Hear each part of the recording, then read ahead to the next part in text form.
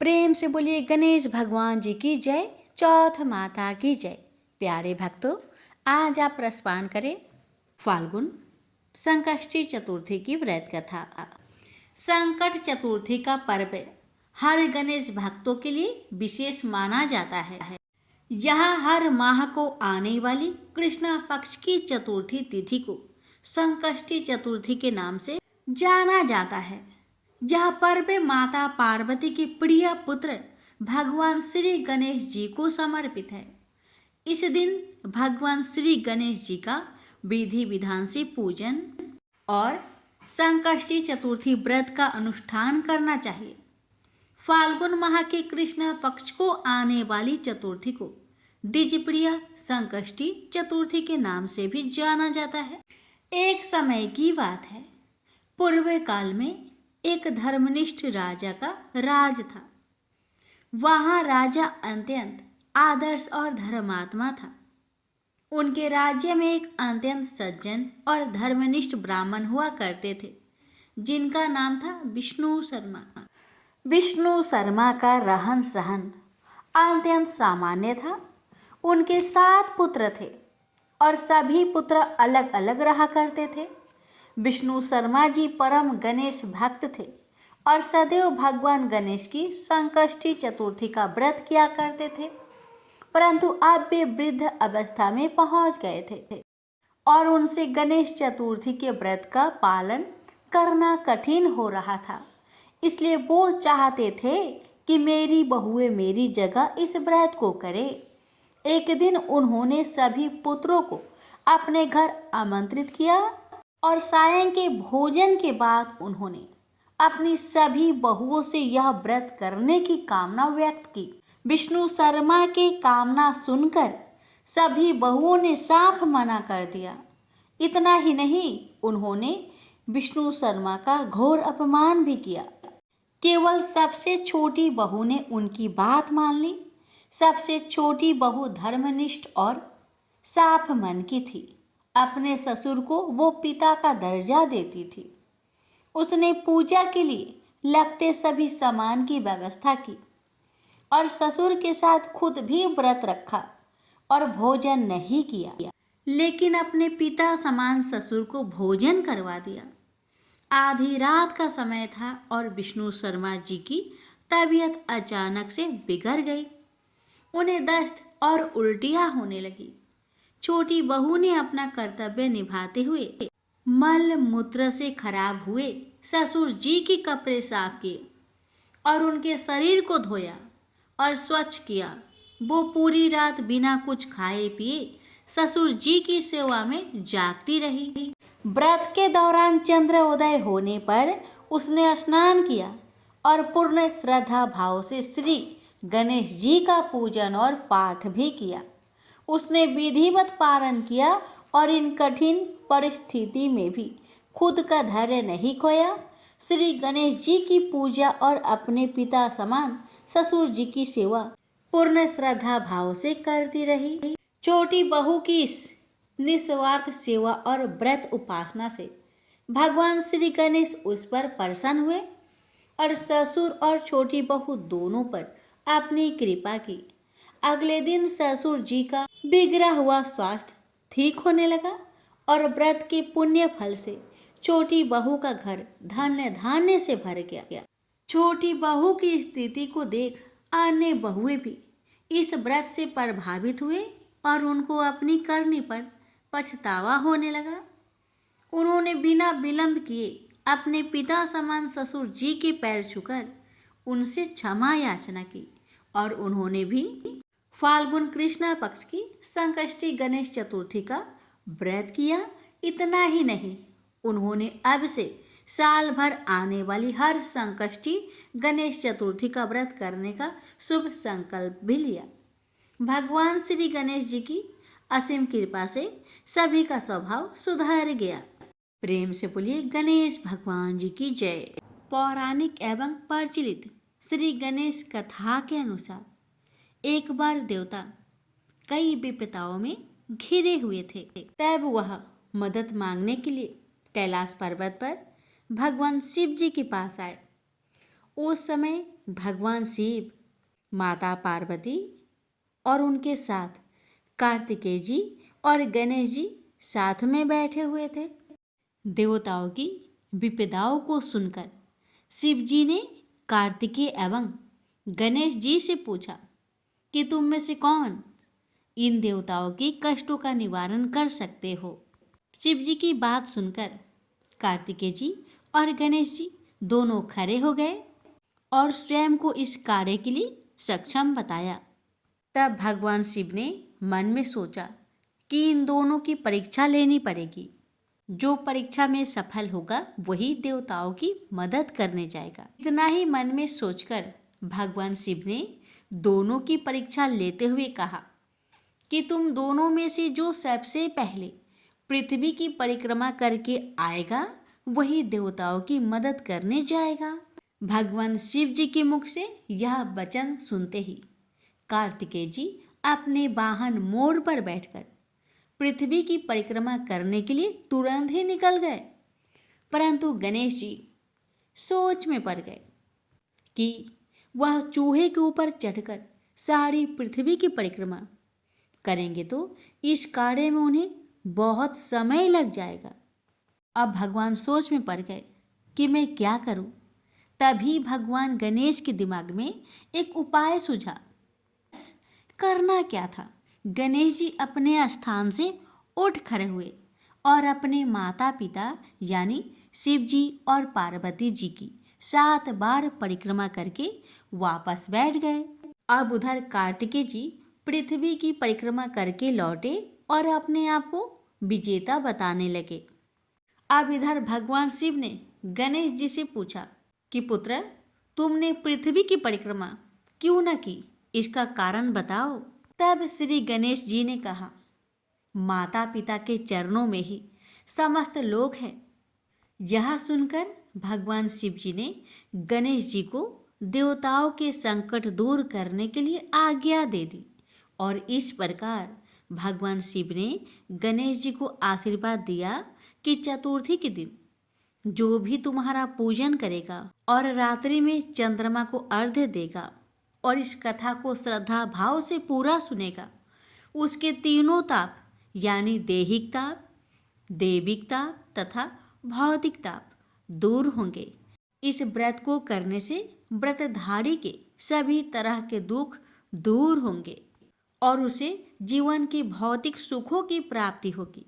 चारों तरफ से मनुष्य की सुख समृद्धि बढ़ेगी, पुत्र पौत्र आदि धन ऐश्वर्य की कमी नहीं रहेगी। हे भगवान, इस कथा को जो भी भक्त श्रद्धा पूर्वक श्रवण करे उस पर अपनी कृपा सदा सर्वदा बनाए रखना। प्रेम से बोलिए गणेश भगवान जी की जय।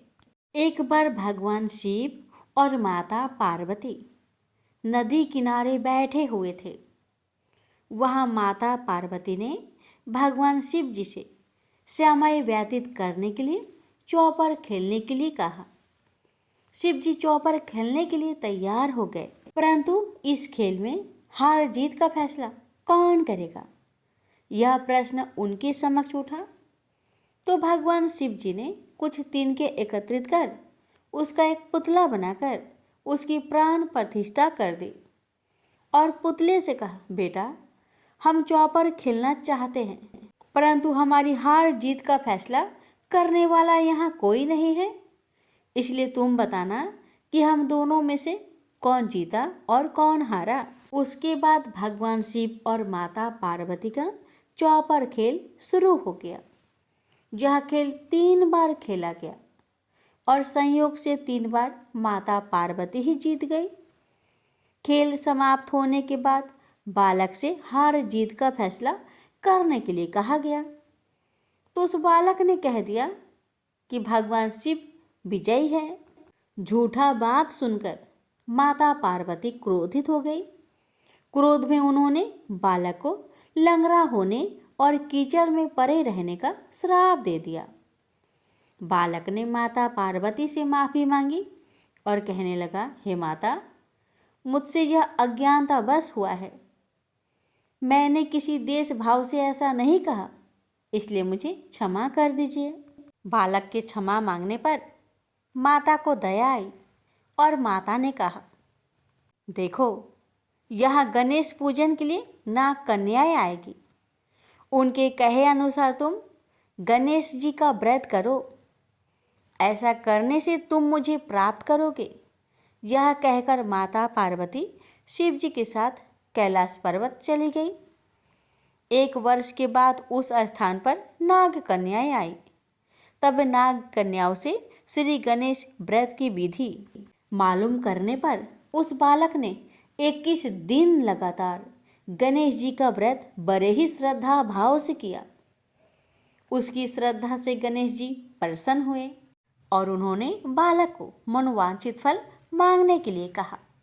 उस पर उस बालक ने कहा, हे विनायक जी, हे भगवान, हे गणेश जी, मुझ में इतनी शक्ति दीजिए कि मैं अपने पैरों से चलकर अपने माता पिता के साथ कैलाश पर्वत पर पहुंच सकूं और वे यह देखकर प्रसन्न हो जाए। तब बालक को वरदान देकर श्री गणेश जी महाराज वहां से अंतर ध्यान हो गए। इसके बाद वह बालक कैलाश पर्वत पर पहुंच गया और कैलाश पर्वत पर पहुंचने की अपनी कथा उसने भगवान शिव जी को सुनाई। चौपर वाले दिन से ही माता पार्वती शिव जी से विमुख हो गई थी। अतः देवी के रुष्ट होने पर भगवान शिव जी ने भी बालक के बताए अनुसार 21 दिनों तक श्री गणेश का व्रत किया। इस व्रत के प्रभाव से माता पार्वती के मन से भगवान शिव के लिए जो नाराजगी थी वह समाप्त हो गई। तब यह व्रत विधि भगवान शंकर ने माता पार्वती जी को बताई। यह सुनकर माता पार्वती ने मन में भी अपने पुत्र कार्तिकेय से मिलने की इच्छा जागृत हुई। तब माता पार्वती ने भी 21 दिन तक श्री गणेश जी का व्रत किया तथा ध्रुवा, फूल और लड्डुओं से गणेश जी का पूजन अर्चन किया। व्रत के 21वें दिन कार्तिकेय स्वयं माता पार्वती जी से आ मिले। उस दिन से श्री गणेश चतुर्थी का यह व्रत समस्त मनोकामनाओं की पूर्ति करने वाला व्रत माना जाता है। इस व्रत को करने से मनुष्य के सारे कष्ट दूर होकर मनुष्य को समस्त सुख सुविधाएं प्राप्त होती है। प्रेम से बोलिए जय श्री गणेश। पौराणिक कथा के अनुसार एक समय की बात है कि भगवान विष्णु का विवाह माता लक्ष्मी जी के साथ निश्चित हुआ। विवाह की सभी तैयारी होने लगी। सभी देवी देवताओं को निमंत्रण भेजे गए, लेकिन भूलवश गणेश जी को निमंत्रण देना रह गया था। इधर भगवान विष्णु की बारात जाने का समय आ चुका था। सभी देवता अपनी पत्नियों के साथ विवाह समारोह में शामिल होने को आए, परंतु सभी देवी देवताओं ने देखा कि गणेश जी कहीं दिखाई नहीं दे रहे हैं। तब उन सभी ने आपस में चर्चा की, क्या गणेश जी को नहीं न्योता दिया गया या गणेश जी ही नहीं आए हैं। सभी को इस बात पर बहुत आश्चर्य हुआ। इस बात पर उन सभी ने विष्णु भगवान से ही इसका कारण पूछा। विष्णु भगवान से पूछने पर उन्होंने कहा कि हमने गणेश जी के पिता भोलेनाथ, महादेव और माता पार्वती को न्योता भेजा था। यदि गणेश जी अपने पिता के साथ आना चाहते तो आ जाते। अलग से उन्हें न्योता देने की कोई आवश्यकता भी नहीं थी। दूसरी बात यह है, उनको खाने में 1.25 मन मूंग, 1.25 मन चावल, 1.25 मन घी और 1.25 मन लड्डू का भोजन चाहिए। यदि गणेश जी नहीं आएंगे तो कोई बात नहीं, दूसरे के घर जाकर इतना सारा खाना पीना अच्छा भी नहीं लगता। इतना वार्ता कर ही रहे थे कि किसी एक ने सुझाव दिया, यदि गणेश जी आते तो उनको द्वारपाल बनाकर बैठा सकते थे कि आप घर की याद रखना। आप तो चूहे पर बैठकर धीरे धीरे चलोगे तो बारात में बहुत पीछे रह जाओगे। यह सुझाव सबको पसंद आ गया, तो फिर विष्णु भगवान ने भी अपनी सहमति दे दी। तब गणेश जी को निमंत्रण देकर आमंत्रित किया और उनको समझा बुझाकर घर की रखवाली करने को बैठा दिया गया। बारात चल दी। तब नारद जी ने देखा कि गणेश जी तो दरवाजे पर ही बैठे हुए हैं, तो वे गणेश जी के पास गए और रुकने का कारण पूछा। गणेश जी कहने लगे कि विष्णु भगवान ने मेरा बहुत अपमान किया है। नारद जी ने कहा कि आप अपनी मूषक सेना आगे भेज दो तो वह रास्ता खोद देगी, जिससे उनके वाहन धरती में धंस जाएंगे। तब आपको सम्मान पूर्वक बुलाना पड़ेगा। अब तो गणेश जी ने अपनी मूषक सेना को आदेश दिया, जाओ, और सेना ने जमीन पोली कर दी। जब बारात वहां से निकली तो रथों के पहिए धरती में धंसने लगी। लाख कोशिश की परंतु पहिए नहीं निकले। सभी ने अपने अपने उपाय किए परंतु पहिए तो नहीं निकले, बल्कि जगह जगह से टूटने लगे। किसी को समझ में नहीं आ रहा था कि अब क्या किया जाए। तब तो नारद जी ने आकर कहा, आप लोगों ने गणेश जी का अपमान किया, जिस कारण यह विघ्न आ रहे हैं। यदि उन्हें मनाकर लाया जाए तो आपका कार्य सिद्ध हो सकता है और यह संकट टल सकता है। शंकर भगवान ने अपने दूत नंदी को भेजा और वे गणेश जी को लेकर आए। गणेश जी का आदर सम्मान के साथ पूजन किया गया।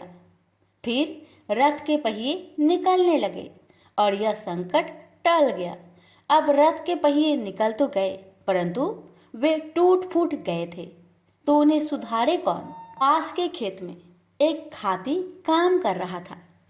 उसे बुलाया गया। खाती अपना कार्य करने से पहले श्री गणेशाय नमः कहकर गणेश जी की वंदना मन ही मन करने लगा। देखते ही देखते खाती ने सभी पहियों को ठीक कर दिया। तब खाती कहने लगा कि हे देवताओं, आपने सर्वप्रथम गणेश जी को नहीं मनाया होगा और न ही उनकी पूजन की होगी, इसलिए तो आपके साथ यह संकट आया है। मैं तो मूर्ख अज्ञानी हूँ, फिर भी पहले गणेश जी को पूजते हैं, उनका ध्यान करते हैं। आप लोग तो देवगण हैं, फिर भी आप गणेश जी को कैसे भूल गए। अब आप लोग भगवान श्री गणेश जी की जय बोलकर जाए तो आपके सब काम बन जाएंगे और कोई संकट भी नहीं आएगा। ऐसा कहते हुए बारात वहां से चल दी और विष्णु भगवान का लक्ष्मी जी के साथ विवाह संपन्न करा के सभी सकुशल घर लौट आए। हे गणेश जी महाराज, आपने विष्णु को जैसा कार्य सरियो ऐसा कार्य सबको सिद्ध करिजो। बोलिए गजानन भगवान की जय। एक नगर में एक बूढ़ी माँ रहती थी। वह अपने बेटे की सलामती के लिए 12 महीनों की चौथ का व्रत करती थी। हर चौथ को पंसारे से थोड़ा सा गुड़ और घी लाकर 4 लड्डू बनाती, एक बेटे को देती, एक से पूजा करती, एक हथकार के लिए निकालती और एक चांद उगने पर खुद खा लेती थी। एक बार उसका बेटा ताई से मिलने गया। ताई ने बैसाखी चौथ का व्रत रखा था। ताई से पूछा, माँ तो 12 चौथ करती है। ताई बोली, तेरी माँ तेरी कमाई से तरमाल खाने के लिए 12 चौथ करती है। तू परदेश जाए तो वह एक भी चौथ नहीं करेगी। लड़के को लगा ताई सच कह रही है। घर आकर माँ से कहा, मैं परदेश जा रहा हूँ, यहाँ तू मेरी कमाई खाने पीने में ही उड़ा देती है। माँ ने समझाकर रोकना चाहा पर बेटा नहीं माना। माँ ने उसे साथ ले जाने के लिए चौथ माता के आंखें दिए और कहा, मुसीबत में ये आंखें तेरी मदद करेगी। वह आंखें लेकर रवाना हो गया। घूमते हुए एक नगर में पहुंचा। उसने देखा एक बूढ़ी माँ रोते जा रही थी और पुआ बनाते जा रही थी। उसने कारण पूछा तो बूढ़ी माई ने कहा, बेटा, इस नगर की पहाड़ी पर एक दैत्य रहता है। पहले वह नगर में आकर कई लोगों को खाने के लिए मार देता था।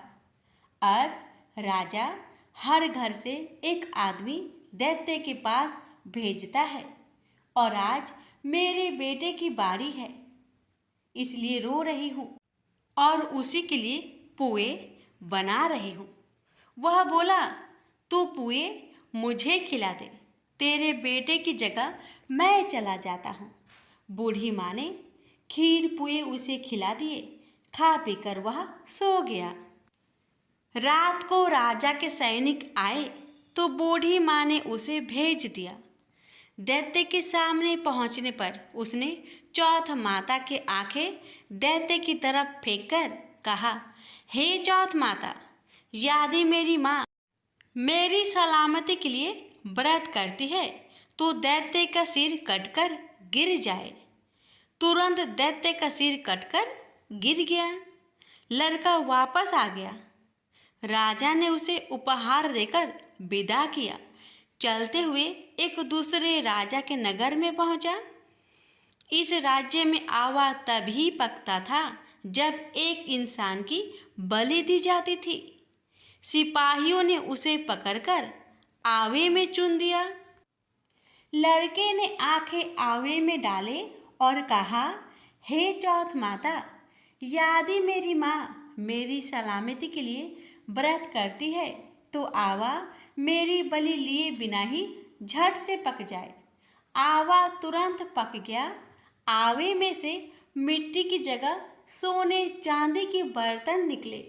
अंदर से लड़का बोला, बर्तन धीरे धीरे निकालना, मुझे लग न जाए। राजा ने उसे निकलवाया और पूछा, इस आवे से तुम बच कैसे गए?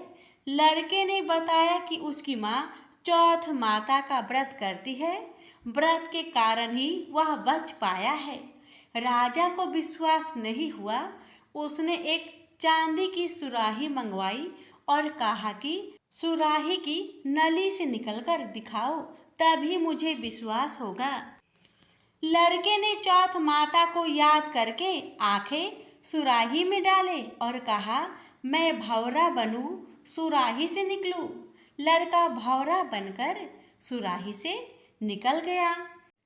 राजा ने खुश होकर राजकुमारी की शादी उसके साथ करवाई और सभी लोगों को चौथ माता का व्रत करने को कहा। उसे माँ की याद आई। उसने राजा के पास जाकर खुद के नगर जाने की इच्छा जाहिर की।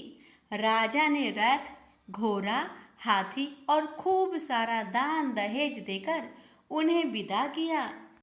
चौथ के दिन अपने नगर पहुंचा। वह अकेला पंसारी के यहाँ माँ का इंतजार करने लगा। सोचा चौथ है तो माँ यहाँ जरूर आएगी। थोड़ी देर बाद लकड़ी टेकती हुई माँ आती दिखी। बेटा माँ के चरणों में गिर पड़ा। कहा, माँ, मैं तेरा बेटा हूँ, मुझे माफ़ कर दो। माँ ने उसे गले से लगा लिया। लोग चौथ माता की जय जयकार करने लगे। उस नगर के सभी लोग चौथ माता का व्रत करने लगे।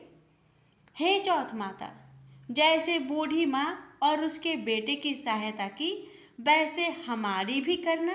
कहानी कहने और सुनने वाले पर कृपा करना। बोलिए चौथ माता की जय हो।